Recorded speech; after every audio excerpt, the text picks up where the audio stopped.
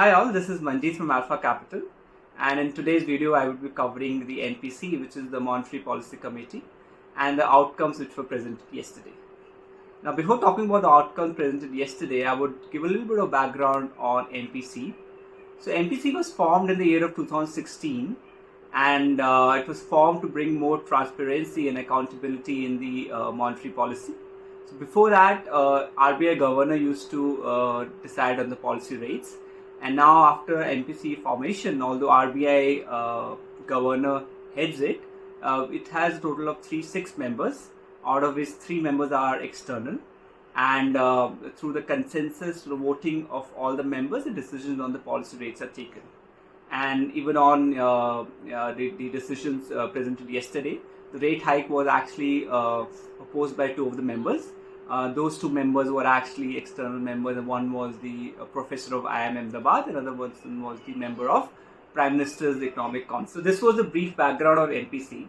Now let's talk about yesterday's outcome. So on yesterday, RBI governor increased the repo rate by 25 basis points. So the repo rate is now 6.5%.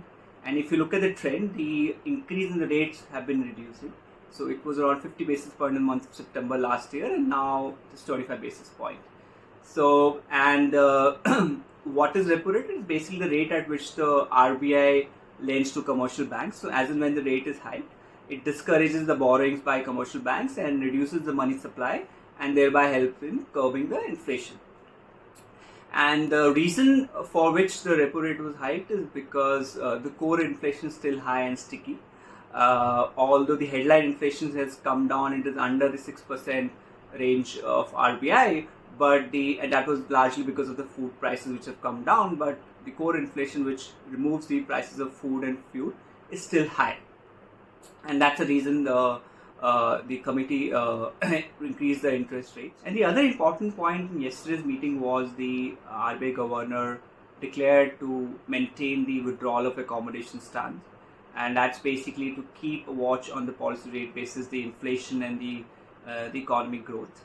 And also the uncertainties in the global economies which continue, and that needs to be watched closely to decide on the policy rates. And even though Fed in the recent discussions released some notes around that disinflation has started happening, but a lot of volatile data around the jobs, economy, really want them to be stay watchful and decide on future outcomes.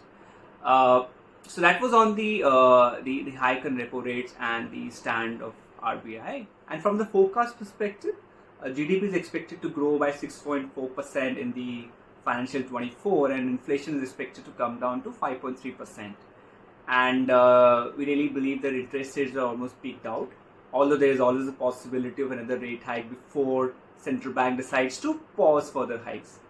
And from an investor's perspective, we really believe it's a good time to add fixed income to the portfolio. For a 6 to 9 months horizon, we can add ultra short term and low duration funds, and we can add short term funds for the 3 to 5 years kind of a time horizon. So that's it. I hope you found this interesting and look forward to seeing you soon. Thank you.